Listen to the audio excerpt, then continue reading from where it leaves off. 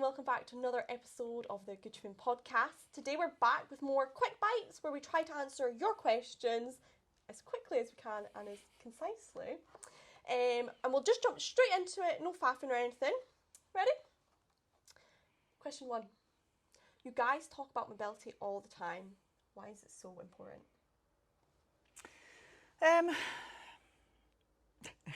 Beth knows that this triggers me, so I'm trying really hard not to be triggered here. So your mobility is not magically going to get better. So say you're currently in your 30s. You're 37 years old, right?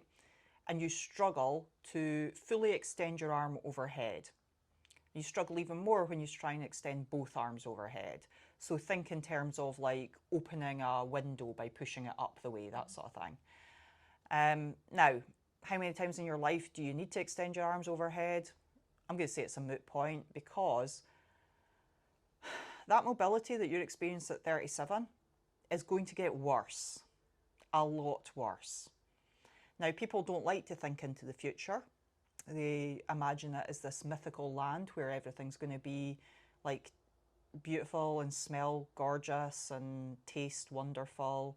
They're going to have the perfect physique and the perfect hair and the perfect partnership. And that's great. Like, do visualize your life like that, but do not think that that is magically going to happen because you're visualizing your life like that. You need to actually do things to create that life. And as you get older, your mobility is going to get worse. You're going to have to take care of it. And burying your head in the sand and telling yourself it doesn't matter,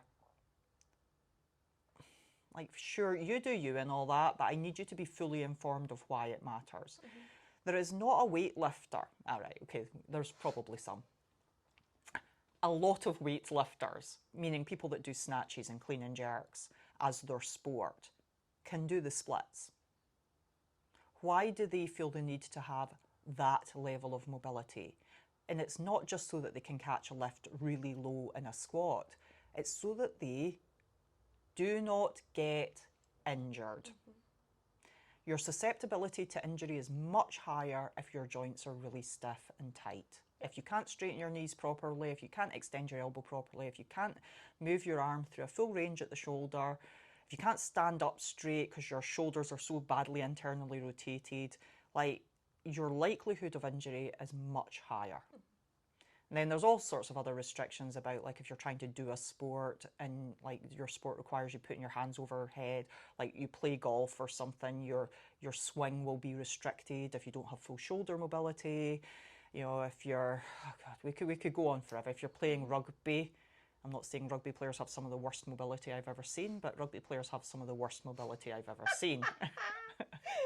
It's true. I've experienced two ends of the spectrum with them. I've literally had a guy nearly crying because he was so upset that his mobility was so bad, like he really cared and he understood. And I had another person tell me that their crappy mobility kept them like a coiled spring. Okay. And they believed it. Okay. They believed that they needed to feel like their body was tight. I would love to have imagine being so delusional and believing it. Like, that's a strength. Like, that's a strength. I would love to be able to do Can that. get you far, right? Right? So, injury avoidance, being able to just do everyday tasks easier. Like, I kid you not, like getting in and out of the car. That. Like, you might not even notice that your hips are restricted or your ankles are restricted because you don't do a sport that requires them to have full movement. But do you have to push yourself off a chair? And that's not just strength. Absolutely. You know, like, and so I would say to you, like, not just what you want your future to look like, but what do you really want your present day to look like? And mobility will not just magically fix itself. That it doesn't. You touched on every point that I was going to make. Sorry. No, it's absolutely fine. Just sum it up. It's worth pointing out as well, I think a lot of people think mobility is just stretching. It's absolutely not. You are strengthening all your joints, all your ligaments. You are stronger for just doing mobility. And I believe yoga is very much like mobility. And that is how you see 80-year-olds, 70-year-olds being able to do amazing poses because they've strengthened their body, they've flexed it. And what you've just said, it will only get worse as you get older. And when you see all these people that like really struggle to get up out of a chair and they have to put their hands on everything, things hurt and they have to bend really slowly to get to the ground, that doesn't have to be the case as you age. No. That is a choice that you make to neglect your body. You being 70 does not mean restricted movement and pain all the time. Absolutely. That is why you should do mobility. Yeah. Good. Great. Beautiful. That was beautiful. That was quite concise as well. Go on. Let's move on. Yeah. Okay, next one. One tip you would give to beginners who are just starting out. And I'm assuming they mean fitness. I was going to say, Yeah, starting there out in life. I probably have tips for that too. Yeah. Just starting out in fitness. Just keep doing it. Stole my answer. Like I think how many times I literally had this conversation yesterday. I have this conversation so often that I had it yesterday. Mm-hmm. When somebody starts, they can hinge their entire future progress on that first experience. And in that first experience, they're forgetting. They've got heightened awareness, like so they're hyper vigilant. Mm-hmm. They might feel uncomfortable. They might feel confused and out of their depth, like a bit anxious. You know, they might not really hear everything that's being said because their brain's so busily trying to like understand the environment. So that first experience, sure, they might have an amazing time, and there are people who are like, oh my God, that was so good. But there's a lot of people who their fear of starting carries through with them into that experience. I would just say you've just got to ride that ride and allow yourself. It's like aversion therapy, like where you expose yourself to the thing enough that it's no longer a big deal. Yeah. That, like, you know, the first time, if you've never been in cold water before, the first time that you dip your toe in the sea, you're like, oh my God, oh, that's so cold. And then if you were to go back the next day, you already know that. Mm-hmm. So then you paddle up to your ankles and you're like, oh, that's quite cold. And the reaction becomes lessened as time goes by because the shock, the initial shock, well, isn't shocking anymore. Mm-hmm. So that's where it then becomes like, that's why you just have to be consistent. You just have to keep doing the thing. And if you're consistent enough over a long enough period of time, you don't even need to try. It just becomes part of your routine. Yeah. Just keep going would be my answer. Even if that means if you're doing home workouts, for example, one day you just do a really short one, but you just keep that continuity going. If you miss a workout, that's fine. Pick yourself up though. Go again. If you mess up anything, and think about it long term. What you've just said. It's not like that month. It is long term. Yeah. So if you're just starting out and doing 1, 2, 3 workouts a week, that's great. Just keep going, and every time you do it, you're just slowly like changing the needle in the direction of who you want to be and where you're going. Consistency. Yeah. And consistency isn't perfection every time. That's what people get really bogged down in. Consistency is if you're having a rubbish day, you do 10 minutes. Mm-hmm. And then you just keep on going. I think as part of that, I think this is still one tip, because it's kind of part of the same thing, is don't aim too high at the start. So it's the same sort of thing. So say you're like, you're sitting with your friends at your work, and they start talking about doing a 5K, and you're like, yeah, I'm going to do a 5K. In fact, I'm going to do a 5K every day this month. Like, just don't do that. See if you don't really walk anywhere and you've never ran in years or ever. Like, 5K is quite a long way. It's a long way. Don't say quite. It's like, don't start with the marathon. Yes. Don't start with the 5K. Start with going, do you know what? I'm going to go out for a walk today. Mm-hmm. Don't set yourself up for failure. You know, and if when you're out for that walk, you feel the need to run to the lamppost, run to the lamppost. Mm-hmm.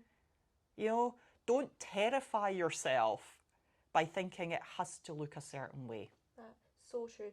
Those small goals, and if you easy to accomplish, and if you do any more, then great. Brilliant. And then every day setting yourself up for success. I think so. Absolutely. What a good answer. Yeah. Good answer. Like that. Okay, next one. Is it healthy to eat a lot of fruit? I'm worried about sugar consumption. And that's a great question because we hear that all the time. Yeah. Yeah, and I think I had a conversation about this pretty much yesterday as well. That's not where these questions came from. This is pure coincidence. But again, it points how much the confusion is out there and how much some of these messages have got through on a sort of subliminal level, maybe from even a really long time ago. Because I don't know that there's people out there saying, like, don't eat fruit, it's full of sugar now. Yeah. And by the way, I've said that. See, many years ago, like maybe 15 years ago, I remember telling myself that, oh, don't eat sugar, like, you know, oh, don't eat bananas, they're just sticks of sugar. Yeah, right? Yeah. So, and that's like a misinterpretation of, like, it's people hone in on these like one thing, and that's the thing, and if I do that thing, like that's the answer. And sometimes out of that you can get a little bit confuddled. Good word. So what was the question? Like, should they... Is it healthy to eat a lot of fruit? I'm worried about sugar consumption. Right, so don't be worried about sugar consumption, first of all. That's just a flat answer. Not from fruit. You're just never going to eat that much fruit. Mm-hmm. Like, it's a self like writing mechanism. Okay, you might do it one day, right? But nobody's on the 10 apple diet. Like, you're just not going to eat 10 apples. And like, there's a challenge right there. Yeah. And then let me know how you feel. Mm-hmm. Like, you're not going to eat 5 bananas. You're not, like, the amount of fruit that you're likely to eat in a day is unlikely to be any level of issue whatsoever. But that goes for every food source. Yes. You're not going to eat 15 beef burgers in a day. You're not going to eat, like, you know. Mm-hmm. So should you be concerned about eating too much fruit? No. No. Because you're not going to. No. I think you've got bigger things to worry about than the sugar from fruit.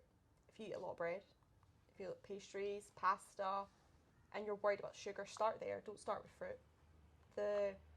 What you said, you're not going to eat that much fruit.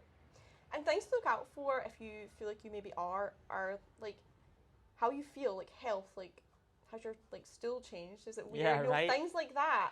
Then maybe start to get a little concerned. But if not, like, don't worry about the sugar. Start elsewhere if you're worried about sugar. Don't cut out fruit. Yeah, so I think maybe what I skipped over was like, why should you eat fruit? Yes.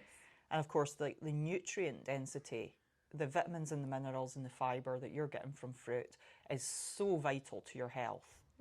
Sure, you can get a lot of those from vegetables as well, but why deprive yourself of fruit? It's lovely. Yes. It's so nice to eat. Mm-hmm. And if you're struggling to get rid of processed food out of your diet, and what Beth said, like, and you're wanting to then not eat fruit is a great way to get yourself to stop eating as much processed food.